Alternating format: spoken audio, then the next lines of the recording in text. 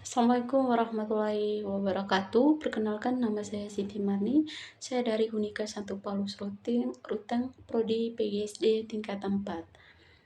Di sini saya memperjelaskan tentang pandangan mengenai aborsi, hukuman mati, dan euthanasia.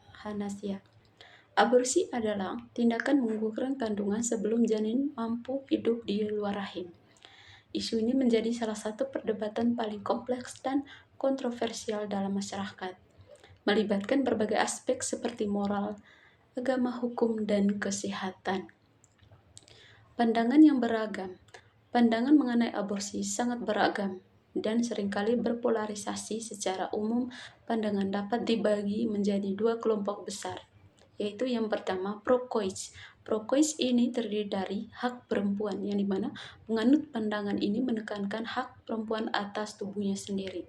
Mereka berpendapat bahwa seorang perempuan memiliki hak untuk memutuskan apa yang terjadi pada tubuhnya, termasuk keputusan untuk melanjutkan atau mengakhiri kehamilan.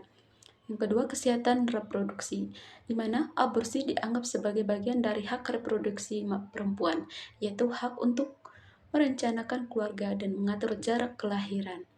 Yang ketiga, kondisi khusus, yang dimana aborsi dapat dibenarkan dalam kondisi tertentu seperti kehamilan akibat pemerkosaan, incest, atau jika kehamilan mengancam nyawa seorang ibu.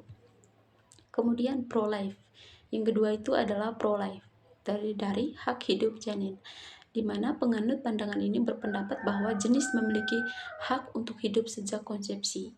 Aborsi dianggap sebagai pembunuhan terhadap makhluk hidup yang tidak berdosa. Yang kedua, moralitas. Aborsi dianggap sebagai tindakan yang tidak bermoral dan bertentangan dengan nilai-nilai agama dan kemanusiaan. Yang ketiga, alternatif. Mereka menyarankan adopsi sebagai alternatif yang lebih manusiawi daripada aborsi. Yang kemudian, argumen utama dalam perdebatan aborsi. Implikasi-implikasi hukum dan sosial terdiri dari legalitas. Undang-undang mengenai aborsi sangat bervariasi di setiap negara. Beberapa negara melegalkan aborsi tanpa syarat, sementara negara lain melarang atau membatasi aborsi hanya kondisi tertentu. Kedua, akses terhadap layanan kesehatan. Legalitas aborsi secara langsung mempengaruhi akses perempuan terhadap layanan kesehatan reproduksi yang aman.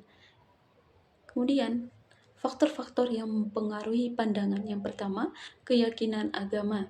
Agama memiliki pengaruh yang kuat terhadap pandangan seseorang mengenai aborsi. Yang kedua, nilai-nilai moral. Nilai moral individu juga memainkan peran penting dalam membentuk pandangan.